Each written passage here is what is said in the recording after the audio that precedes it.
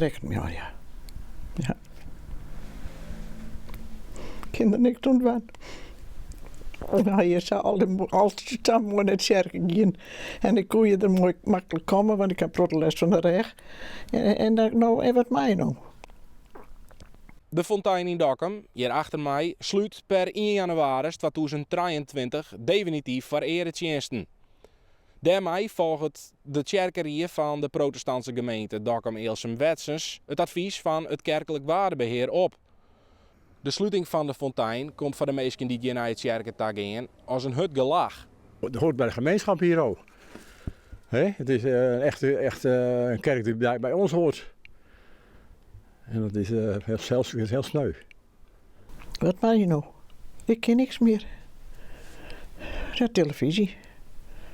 Ja, dat blijft roer. Dat is dan mooi vanzelf. Maar, nou ja, zij is het. En wat maak ik verder? De grote kerk aan de markt en de herberg onder de Hutdraversdijk in de stad bleven iepen.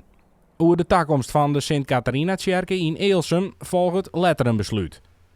Dat de Fonteinkerk haar dwaren sluit, docht net Else omwenner wat. Die dingen gebeuren. Er zijn minder kerken nodig, dus ik vind het niet heel raar.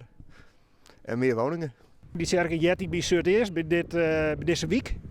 Ja, dan kunnen we van alles erbij laten horen, maar dingen veranderen. Simpel. Het doet me pijn, echt waar. Ja, echt waar. Ik ben introuwd. Ik heb mijn vrouw hier in de uitvaart gehad hier, 7 jaar terug. En het doet me pijn, ja.